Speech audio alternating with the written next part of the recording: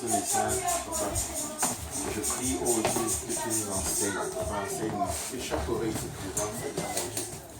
Seigneur mon Dieu, reçoive quelque chose. Je prie que tu me donnes, moi l'orateur, ainsi que chacun de mes bien-aimés frères et sœurs ici, Seigneur, d'avoir l'oreille attentive à écouter, Seigneur mon Dieu Père, ce que tu veux nous dire à chacun particulièrement.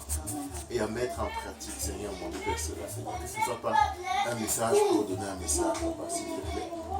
Seigneur, donne-nous, oh Seigneur mon Dieu, de nous laisser, Seigneur mon Dieu Père, transformer par ce message pour ta gloire.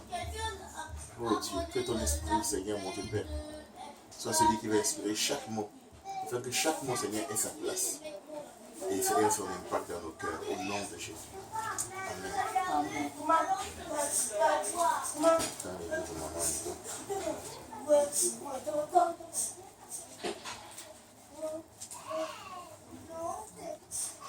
Moi, j'ai eu à cœur vraiment aujourd'hui de partager avec vous un sujet sur lequel le Seigneur avait déjà commencé à m'enseigner depuis quelques semaines. C'est la foi et la conscience. Amen. Dans l'autre thème, la vie chrétienne et la conscience, le lien qu'il y a entre les deux, qui est un lien que nous devons vraiment prendre en considération. C'est très important. Amen.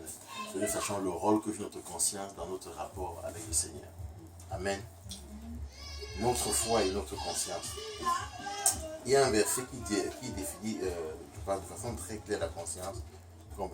C'est Hébreux 13, 18, c'est quelqu'un pour le lire. Et je pense que c'est une définition qui ne surprendra personne, parce que même dans le langage courant, on a l'habitude d'entendre parler de conscience ou d'agir avec conscience. Amen. Amen. Hébreux 13, 18. Priez pour nous. Nous sommes en effet convaincus d'avoir une bonne conscience, puisque nous voulons bien nous conduire en toutes circonstances. Amen. Donc, avoir une bonne conscience, c'est chercher à bien se conduire en toutes circonstances. Amen. Amen. C'est la définition la plus basique. C'est que celui qui cherche à bien se conduire en toute situation, lui garde une bonne conscience. Et vous allez remarquer que la conscience est incontournable dans notre communication avec le Saint-Esprit. Amen. Amen. C'est incontournable. Donc, je dirais même que la conscience est un outil important que nous devons considérer pour servir le Seigneur. Amen. Et je vais m'appuyer sur ce que la Bible dit. Parce que je ne vais pas m'étaler définition en définition sans me baser sur la parole de Dieu. Amen. Amen. Qui est vraiment le centre de toute chose, quoi. Donc, la conscience ici, en fait, c'est... On va remarquer que dans la Bible définie, je veux que quelqu'un lise le passage pour que j'en parle tranquillement, c'est 1 Pierre 3, verset 21. Vous allez voir que la conscience est reliée même à notre salut. Parce que la Bible dit que lorsque nous nous baptisons, d'accord, ce n'est pas seulement un symbole qu'on fait, c'est un engagement d'une bonne conscience avec Dieu qu'on prend. Et ce verset va dire que cet engagement-là, c'est même ça qui vous sauve maintenant, parce que vous vous engagez à marcher d'une façon digne de Dieu. À marcher avec une conscience qui ne vous reproche rien devant votre Dieu. Amen. 1 Pierre 3, 21. 1 Pierre 3, verset 21. Tu vas lire le passage. C'était une figure. Nous aussi. Parlant de, tu peux lire le verset d'avant pour qu'on voit le verset d'avant, juste pour qu'on voit le contexte. Ceux-là même qui avaient été rebelles autrefois, lorsque la patience de Dieu se prolongeait à l'époque de Noé, pendant la construction de l'arche, un petit nombre de personnes, à savoir 8, sont entrés dans ce bateau et ont été sauvés à travers l'eau. C'était une figure. Nous aussi maintenant, nous sommes sauvés par un baptême qui ne consiste pas dans la purification d'une impureté physique, mais dans l'engagement d'une bonne conscience envers Dieu. Il nous sauve à travers la... Dans la version de 8 secondes, on va dire cette eau, parlant de l'eau effectivement qu'avaient traversé les Israéliens lorsqu'ils traversaient la mer, l'eau, quand Moïse a forgé la mer en deux. Quand on dit que c'est une figure du baptême, d'accord, qui n'est pas seulement la purification des cellules du corps, mais qui est l'engagement d'une bonne conscience avec le Seigneur et qui maintenant vous sauve. Amen. Amen. Donc, lorsque je m'engage, lorsque je me repens de mes péchés, je m'engage à marcher d'une manière digne du Seigneur. Je m'engage à avoir une conscience qui tout le temps ne va rien me reprocher. Je m'engage en fait. Je m'engage à marcher de façon à ce que Dieu ne puisse rien me reprocher. Alléluia. Ça veut donc dire que Dieu va utiliser ma conscience s'il a un reproche à faire pour me dire, ok, il y a telle chose que tu as mal fait. Parce que moi, l'engagement que j'ai pris ce jour-là, c'est de marcher, c'est de faire en sorte que Dieu ne puisse rien me reprocher. Marcher d'une manière à ce qu'il n'y ait aucun reproche que je puisse avoir. Donc le Saint-Esprit, effectivement, lorsque je vais commettre une bêtise, il sera aussi même conscient pour te faire le reproche, ok, il y a telle chose que tu as fait, repens-toi. Amen. Mais si je t'aide à le faire, et ça c'est un truc que je veux bien qu'on retienne aujourd'hui, c'est très important. Si ça a fait, sache que Satan lui-même va utiliser ta conscience. Mais ce ne sera pas pour te reprocher, c'est pour t'accuser et te rendre inactif. Amen. Satan utilise la conscience pour t'accuser et t'amener à l'inaction. Alors que le Saint-Esprit utilise la conscience pour te reprocher et t'amener à la repentance. Amen. Ça, on se comprend bien aimé. Vous allez voir que lorsque je n'ai pas écouté le Saint-Esprit devant un reproche, et que j'ai tel le reproche, parce qu'on peut taire notre conscience. Ce qui va se passer, c'est que je vais peut-être avancer, les choses vont aller, je vais avoir l'impression que, combien de se passe, avec le temps, je vais me prendre ça comme normal. Mais devant une situation où je vais vouloir agir, et qui devra nuire à l'ennemi, il va encore utiliser cette même conscience pour te dire que toi là, tu es un gros pécheur, donc ça ne sert à rien que tu essayes. Parce que ça ne marchera pas. Quand je vais venir devant, je me rappelle souvent un exemple qu'on m'avait souvent raconté au pays, lors de la délivrance, quand souvent il y avait certains pasteurs qui se mettaient là, vouloir délivrer certains démons. Il y a certains démons qui dévoilaient les péchés de certains qui étaient en train de vouloir se livrer à la délivrance. Ça fait qu'on les décachait souvent comme on dirait, vous d'abord. Il dit que toi là, tu me parles, c'est moi toi qui t'avais la femme de tel hier. C'est ça. Et tu vois que ta conscience l'accuse et ça l'empêche maintenant d'agir. Parce que quand c'est la vérité, il est impuissant devant la vérité. Il a révélé la vérité, mais pour l'empêcher d'agir, il va avoir une accusation. Donc Satan va utiliser ta conscience pour t'accuser et te rendre inactif. Parce qu'il n'y a aucun but que Satan t'accuse, c'est que ça ne lui apporte pas quelque chose. C'est pour te limiter dans l'action que tu veux faire. D'accord? Mais tant que ce que tu as fait ne le nuit pas, il va garder ça jusqu'au jour où il va s'en servir. À moins que toi tu te repentes. À moins que tu écoutes le reproche du Saint-Esprit qui utilise ta conscience pour te dire, repens-toi de ce péché. Amen. Repens-toi de ce péché. Et la conscience est un outil important. C'est que la conscience est abstraite. Mais je veux que nous réalisons que notre conscience est très importante. Très importante. On va lire Jacques 4, 17. Vous allez voir un autre aspect qui montre l'importance de la conscience. Vraiment, ça dit que il faut qu'on se rende compte que le mot conscience qu'on utilise régulièrement, que n'importe qui peut utiliser, ça a une part importante chez l'enfant de Dieu. Amen. Amen. Parce que par cette conscience, le Saint-Esprit peut agir pour son bien. Par cette conscience, l'ennemi peut aussi également agir. Alléluia. Et comme je répète encore ce que je disais, l'ennemi ne va... Quand tu vas faire tes bêtises là, l'ennemi va se calmer. Il va, le jour où tu vas vouloir te lever contre lui, il va seulement lâcher ça pour te lancer la pression. Amen. Donc, la meilleure chose à faire pour éviter que ces choses arrivent, c'est qu'il faut dire que tu écoutes la douce voix de reproche que le Saint-Esprit te fait pour te dire, mon fils, tu as mal agi. Et que tu t'en repens. Amen. Amen. Amen. Parce que les deux agissent de manière contraire. Le diable, c'est pour te perdre, alors que le Saint-Esprit, c'est pour te sauver qu'il se sert de ça. Amen. Est-ce que tu peux lire Jacques 4? Ok. Celui donc qui sait faire ce qui est bien, qui ne le fait pas comme un péché. Amen. La conscience est centrale dans notre vie. Alléluia. Amen. La Bible dit, celui qui sait faire ce qui est bien et qui ne le fait pas comme un péché. Or, nous savons que ça qu'on ait besoin de mettre le mot conscience, on voit très clair qu'on parle du fait que je sais ce qui est bien, je le fais. Amen. Donc ça veut dire que s'il y a un truc que je sais faire, je sais que c'est bien à faire, je ne le fais pas, je commets un péché. Même si la chose n'est pas écrite en noir et blanc, que telle chose est un péché dans la parole de Dieu. Parce que le seul fait de ne pas le faire, donc il sait que ce qui est bien fait, ma conscience va me dire que je vais voir le petit problème, me dire que non, tu savais qu'il fallait faire si tu ne l'as pas fait. Donc Dieu a inscrit, il y a des choses que Dieu a inscrites déjà en nous. La Bible nous en parle. Que Dieu a inscrit dans notre conscience pour discerner ce qui est bien à faire et ce qui est mal à faire. Et j'aimerais qu'on discerne quelque chose de très important dans ce verset. C'est que ce verset est très impersonnel dans le sens où quelqu'un peut avoir un éventail de choses qui sait qui est bien à faire. D'accord? Un autre a un éventail de choses beaucoup plus grand que l'autre n'a pas. Ça veut dire qu'à ton niveau, Dieu regarde avec toi. À ton niveau, tu sais ce qui est bien. À ton niveau de connaissance, Dieu veut que tu agisses avec le peu que tu as. Que tu sois fidèle dans le peu de choses que tu connais déjà. C'est comme ça que Dieu te demande plus. Rien ne fait d'avoir beaucoup de choses que je connais. Je peux en connaître plus que toi. De choses qui sont bien faites. Mais je n'obéis pas. Toi, le peu que tu connais, tu es fidèle dedans et tu appliques. D'accord? Et Dieu t'approuve toi, et pas moi.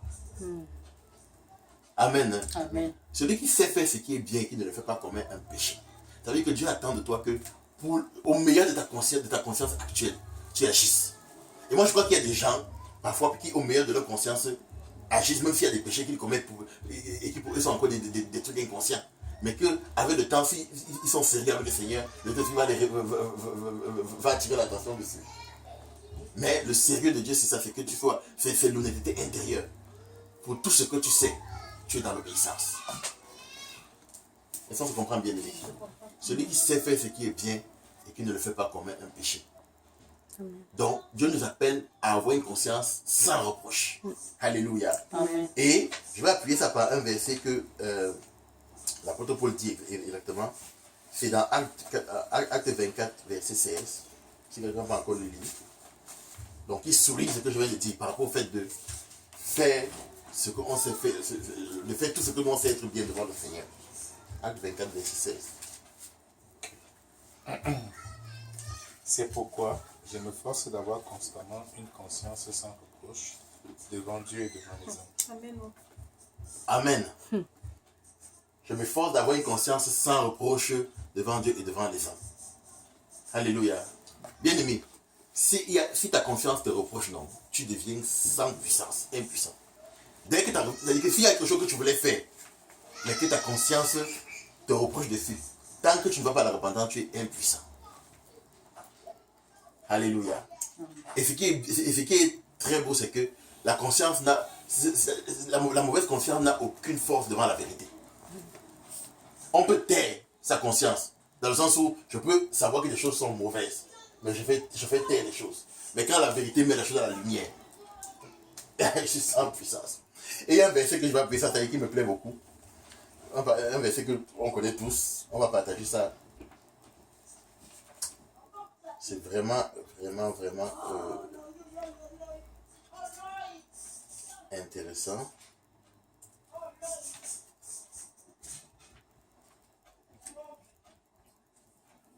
Allez.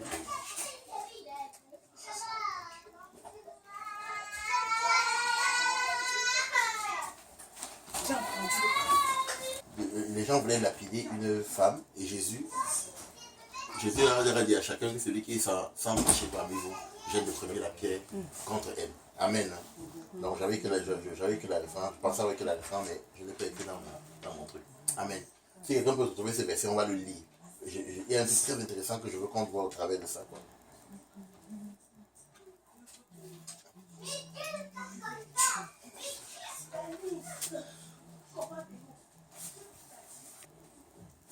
Si on peut lire à partir de 7 ou de 6, on veut pour rentrer dans le contexte. Jean 8, verset... Tu as dit à partir de combien? Tu peux lire à partir de 6 ou de... Juste pour qu'on rentre dans le contexte. À partir de 6, ok. Il disait cela pour lui tendre un piège, afin de pouvoir l'accuser. Mais Jésus se baissa et se mit à écrire avec le doigt sur le sol.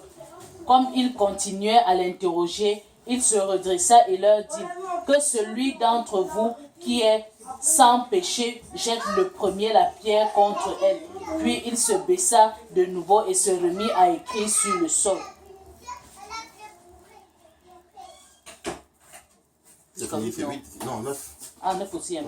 Quand ils entendirent cela, accusés par leur conscience, ils se retirèrent un à un, à commencer par les plus âgés et jusqu'au dernier. Jésus resta seul avec la femme qui était là au milieu. Amen. Amen. Est-ce que Jésus avait besoin de les chasser lui-même? Il a juste lancé la vérité. Qu'aucun de vous n'est sans péché. Amen. Que celui de vous qui est sans péché jette le premier la pierre contre elle. C'est-à-dire que la mauvaise conscience n'a aucun pouvoir devant la vérité. Alléluia.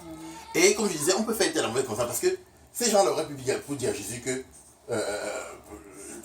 ce que je veux dire, c'est que tous devaient savoir que les petits péchés que chacun a là sont des péchés. Mais souvent on fait taire la conscience par le consensus. Ça veut dire que dans l'atmosphère peut-être actuelle, c'était que non, c'est le mensonge ou bien le petit adultère que lui fait ne sont pas des péchés. Celle-là, c'est une prostituée, c'est un péché. Vous voyez, ici, c'est que nous sommes d'accord que chacun s'est retiré seul. Ce n'est pas qu'on a eu besoin de. Il s'est retiré accusé par sa conscience. Amen. Ça veut dire que sa conscience lui faisait savoir que tu es aussi coupable que cette femme. Pourtant, dans le consensus, il s'était pas à l'appuyer cette femme que c'est elle la pécheresse. C'est elle la pécheresse. Alléluia. Amen. Donc vous voyez que le danger du consensus dans notre relation avec le Seigneur, ça peut faire taire notre conscience. Pour dire qu'il y a des choses qu'on peut, Dieu peut te reprocher, mais comme tout le monde fait ça, tout le monde est d'accord que ce n'est pas mauvais, toi, d'aller à la repentance et de dénoncer la chose, tu acceptes aussi. Et ça fait que chaque fois que Dieu va te parler, tu as fermé la porte. Que non, cette chose-ci, c'est pas si grave que ça. Alléluia. Amen. Amen. Et vous allez voir que c'est ça quoi le diable travaille dans le monde actuel. Le diable travaille maintenant pour consensus dans les choses qui étaient connues comme des péchés. Que ce soit l'homosexualité, comme on connaît, ou bien plein de choses.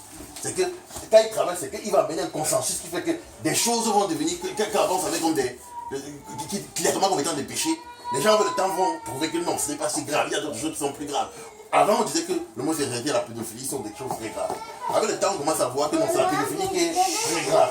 L'homosexualité n'est pas aussi, on tourne derrière le raisonnement. Il y a un consensus qui amène les gens à taire leur conscience. Or, quand tu te la ressens, tu empêches de te parler.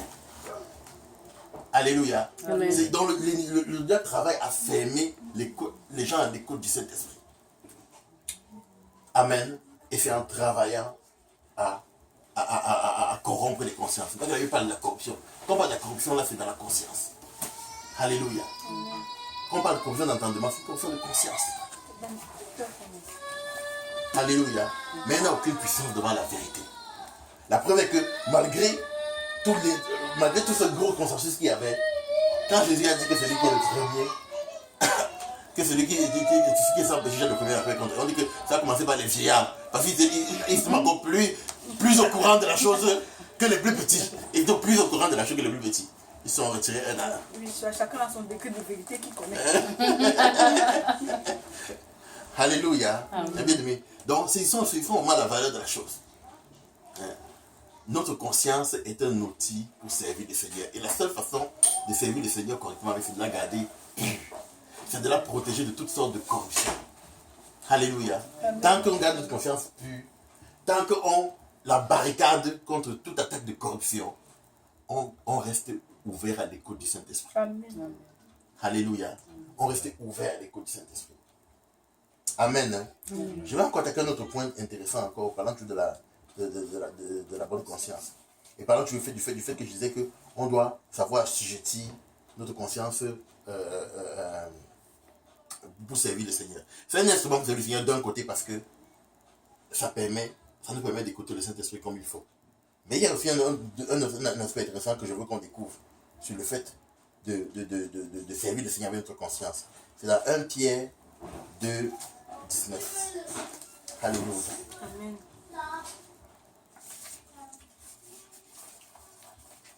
C'est un autre aspect en fait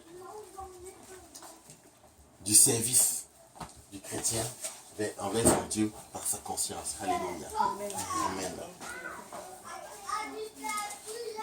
1 Pierre chapitre 2. Verset 19. Quelqu'un va prendre 1 Pierre 3, 16. L'autre va prendre 1 Pierre 2, 19. Car c'est une grâce de supporter les difficultés en souffrant injustement pour garder bonne confiance envers Dieu. Amen. Amen. Quelqu'un va lire une autre version. Attends. Lisons d'abord 1 Pierre 3, 16. 1 Pierre 3, 16. Mais faites-le avec douceur et respect, en gardant une bonne conscience, afin que là même où il vous calomnie, comme si vous faisiez le mal, ceux qui critiquent votre bonne conduite en Christ soient couverts de honte. Alléluia. Alléluia. Amen. Amen. Bien aimé. La Bible dit que, je veux que tu relis, je vais faire dans le sens inverse. Commence par ton verset que tu as lu là, maman. Relis encore. Dans 1 Pierre, Relis même à 1 ou 2 versets avant. 1 Pierre 3, je vais lire à partir du verset 1 ou 2 versets 14. avant. 1 Pierre 3, verset 14. D'ailleurs, même si vous deviez souffrir pour la justice, vous seriez heureux. N'ayez aucune crainte et ne soyez pas troublés, mais respectez dans votre cœur la sainteté de Dieu le Seigneur. Soyez toujours prêts à défendre l'espérance qui est en vous devant tous ceux qui vous en demandent raison. Mais faites-le avec douceur et respect, en gardant une bonne conscience, afin que là même où ils vous calomnient, comme si vous faisiez le mal, ceux qui critiquent votre bonne conduite en Christ soient couverts de honte. Amen. Bien-aimé, quand tu gardes une bonne conscience, quand tu dis de servir le Seigneur, comme Paul dit, en gardant une bonne conscience devant Dieu, devant les hommes. Alléluia. Mais quand on te critique, quand on te calomnie injustement, dans le fond intérieur de chacun, ils savent que, en réalité, s'ils devaient s'asseoir et dire, qu'est-ce qu'on reproche à mon gars ici? Il n'y aurait eu rien. Qu'est-ce qu'on reproche à Félicie? Il n'y aurait rien. Alléluia. C'est pour ça qu'on dit garder une conscience, afin que même là où ils calomnient, ils reconnaissent l'œuvre de Dieu qui est en vous. Alléluia. C'est pour ça qu'il dit que la vérité, non. La vérité n'a aucune puissance devant. La mauvaise personne n'a aucune puissance devant la vérité.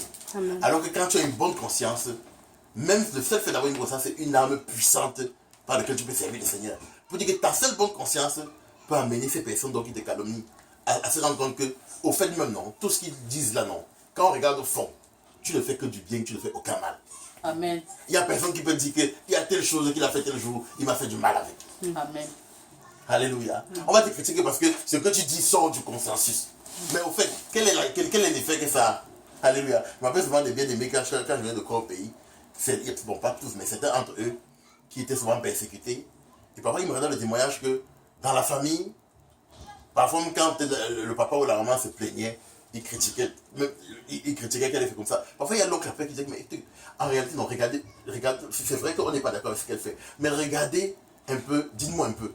Depuis qu'elle a commencé sa chose-là, citez-moi les points positifs qui ont changé dans sa vie. Citez-moi les points négatifs qui ont changé. Dites-moi quel est le mal qu'elle a fait depuis là. Et quand chacun veut dire objectivement, personne ne sera capable de dire que celui-là, depuis qu'il a commencé cette affaire-là, il nous nuit dans la vie. Pour dire qu'au fond intérieur de chacun, sa conscience à lui-même, ta bonne conscience affecte sa conscience. Amen. Alléluia. Amen. Ta bonne conscience, la bonne conscience avec laquelle tu agis affecte la conscience de celui qui te calomnie. Parce que même si il raconte n'importe quoi pour t'accuser, au fond de lui, sa conscience l'accuse pour dire que toi-même, dis-moi souvent ce que tu reproches à celui-là. Alléluia. Amen. Amen. Je me rappelle une époque. Et toi-même, dis-moi ce que tu lui reproches. Amen. Amen. Amen. On va relire l'autre passage. Je vais relire l'autre passage, 1 Pierre 2, 19, dont je parlais tout à l'heure. On dit, je vais même lire à partir de 18. Serviteurs, soyez soumis en tout temps, en toute crainte à vos maîtres. Non seulement à ceux qui sont bons et doux, mais aussi à ceux qui sont d'un caractère difficile. Car, je vais appuyer sur le mot, car c'est une grâce de supporter des afflictions par motif de bonne conscience envers Dieu. Amen. Quand on souffre injustement. Alléluia. Amen. Et ce verset-ci, j'en parle aussi parce qu'on me dit, Dieu a commencé à m'en parler il y a quelques semaines où je commençais à toucher ce sujet-ci. Et je ne sais pas pourquoi, mais quand j'ai vécu ma situation, moi ça m'a rappelé un peu ce passage-ci aussi. Pour dire qu'il y a des choses que tu peux vivre. Et tu peux amener à réagir comme tu aurais réagi normalement. Comme on dirait, un gars aurait réagi comme vous parlez à Vanier Ivoirienne, quoi. Tu vois un peu, non. Mais tu vas te rendre compte que non. Si toi tu t'arranges à avoir une bonne conscience devant Dieu, devant les hommes, de toute façon, c'est que personne ne doit même te reprocher qu'ok, il y a telle chose qu'on a dit un jour. Toi tu as réagi comme ça, là, ce n'est pas digne. Si toi qui me parles de ça, ce n'est pas digne de quelqu'un qui est en train de nous raconter ce que tu as envie de nous raconter aujourd'hui, là. Alléluia. Amen. Pour dire que ta conscience, évidemment, tu peux même souffrir. Juste parce que tu veux garder une conscience qui regarde aux intérêts de Dieu. Amen. C'est ça que la conscience est là pour servir le Seigneur. Parce que la conscience est là pour regarder aux intérêts de Dieu. Amen. Ça veut dire que tu peux souffrir, consciemment souffrir injustement. Parce que devant tu regardes les intérêts du Seigneur. Amen. Est-ce qu'on se comprend bien, aimé? Amen. Amen. Parce que tu regardes les intérêts de Dieu. Alléluia. Je ne vais pas non plus pour dire qu'un chrétien doit se dire la vérité. Il faut dire qu'autant que tu peux dire la vérité, alléluia. Et puis, c'est pas le droit. Je vais vous en train de vouloir enseigner comme quoi le chrétien doit faire des faits pétinants tout ça. Non. Amen. Mais c'est pour dire qu'il doit regarder aux intérêts dans sa réaction à faire. Alléluia. Si ça demande, si dans sa réaction ça demande qu'il proclame la vérité ou qu'il se défende le moins possible, qu'il se défende, mais dans les limites que sa conscience lui donne pour que la gloire revienne à son Dieu. Amen. Amen. Amen. C'est très important. Et puis, le dernier point que je vais appuyer ici, je disais que Dieu inscrit dans nos cœurs des codes de bonne conduite, dans notre conscience. Alléluia. Ça veut dire que même celui qui est non converti, il y a des codes de bonne conduite que Dieu a mis dans sa conscience. Alléluia. Amen. Ça fait que lorsque le Saint-Esprit parce que la Bible dit que lorsque nous convertissons, notre esprit est régénéré par l'Esprit de Dieu. Ça fait que tout ce qui était, parce que avant de croire, on a des codes de bonne conduite. Mais il y a certains qui sont corrompus par ce que nous avons vécu. Pour dire qu'en tant que non converti, peut-être que moi je ne trouve aucun mal à la fornication. Mais pourtant en réalité, c'est un péché. Amen. Hein? Je ne trouve aucun mal. Moi dans ma conscience, je ne fais aucun mal à personne. Donc quand on se convertit, le Saint-Esprit vient régénérer notre esprit. Et dans cette action de régénération, le Saint-Esprit éclaire notre conscience. Ça fait que les choses qui étaient tues par notre ignorance sont réveillées. On se dit que non, c'est vraiment un péché devant le Seigneur. Amen. Alléluia. Mais il y a déjà à la base des choses que Dieu a inscrites à chacun de nous. Amen. Amen. Donc réalisons que Dieu a besoin des enfants de Dieu qui le servent avec leur conscience. Ça veut dire quoi? Qui font tout ce qu'ils savent déjà être bien. Ça rejoint le verset qui dit que soyez fidèles dans le petit. Ça veut dire que tout le petit que Dieu t'a appris là, Amen. Fais-le correctement. Amen. Alléluia. C'est comme ça que Dieu va davantage éclairer ta conscience pour t'amener à d'autres dimensions de connaissance de qu'est-ce qui est bon et de qu'est-ce qui n'est pas bon à ses yeux. Alléluia. Allez, tu veux de la soyez fidèle. Et je vais finir donc avec 1 Timothée 1 verset 5. Pour qu'on réalise que le vrai amour n'existe pas sans une bonne conscience. Amen. Le vrai amour, on dit que Dieu est amour. Et la première chose qu'en tant que veut manifester aux autres, c'est l'amour de notre Dieu. Mais le vrai amour, 1 Timothée 1 verset 5. Alléluia. Le but du commandement, c'est une charité venant d'un cœur pur, d'une bonne conscience et d'une foi sincère. Alléluia. Amen. Sans avoir besoin, si on peut relire les versets qui vont vous avez remarqué que le Seigneur ici parle du commandement que tu aimeras ton prochain comme toi-même. Amen. Amen. Et le but de ce commandement, amen, c'est une charité ou un amour venant d'un cœur pur, d'une bonne conscience. Amen. Et d'une foi sincère. Alléluia. Amen. Les 3 ingrédients-là, il n'y a pas d'amour sans ces 3 ingrédients-là. Amen. Amen. Donc je ne peux pas dire que j'aime. C'est-à-dire que ce sera difficile pour moi de dire à Karine que je l'aime alors que je sais toutes les mauvaises choses qu'elle ne sait pas que lui a fait, les coups bas que lui a fait là. L'ennemi sait. Il sait tous les coups bas que lui a fait derrière. Elle rit avec moi, on rit ensemble. Hein? Il ne manquera pas l'occasion d'exposer tout ça. Tu sais que ça va venir à il va exposer ça. Satan expose toujours. Il va exposer ça bien à ta honte. Alléluia. Il ne manquera pas l'occasion. Amen.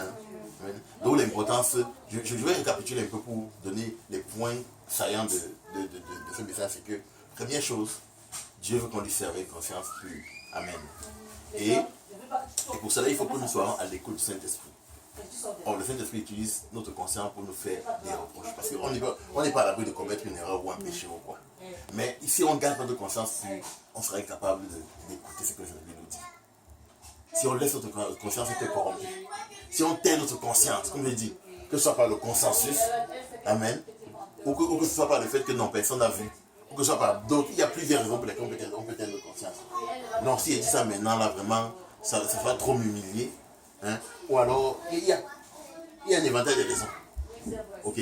Or, si on fait cette erreur, l'ennemi sait qu'il y a quelque chose dans la banque qui va s'exécuter un jour. Donc l'ennemi utilise ta conscience pour t'accuser et te rendre inactif seulement quand tu n'as pas écouté le Saint-Esprit qui t'a amené à la repentance. Amen. Amen. Seulement quand tu l'as fait. Et c'est très important. Et Paul dit encore qu'il s'efforce de servir le Seigneur, d'avoir une bonne conscience envers Dieu et envers les hommes. Envers les deux. Ça fait que ni Dieu ni aucun homme ne pourra lui reprocher rien dans ce qu'il est en train de faire. Bien aimé, ce n'est pas que ce que tu as fait là, quand le Seigneur fait le reproche, quand le Seigneur te fait un reproche que tu vas à la repentance, ce n'est pas que tu n'as pas fait quelque chose. Tu as fait. Mais l'ennemi peut utiliser ça pourquoi? Parce qu'il sait que s'il vient vers toi qui es là à la repentance, tu peux lui carrément dire que moi je ne me souviens pas de quoi il s'agit. Mais tu es clairement dans ta position, donc tu sais que le Seigneur a lavé tes péchés. Or, quand toi-même tu t'es pas livré, tu n'as pas écouté le Seigneur, toi tu sens accusé, tu deviens puissant et inactif. Alors que celui-là qui sait que le Seigneur lui a pardonné. Mais de quoi tu parles là? Je suis enfant de Dieu, sauvé, lavé. Alléluia. Amen. Sauvé, lavé, je suis sans péché. Parce que Dieu m'a rendu saint. Alléluia. Amen. Dieu m'appelle saint. Il peut plus t'attaquer. Amen. Alléluia. C'est très important.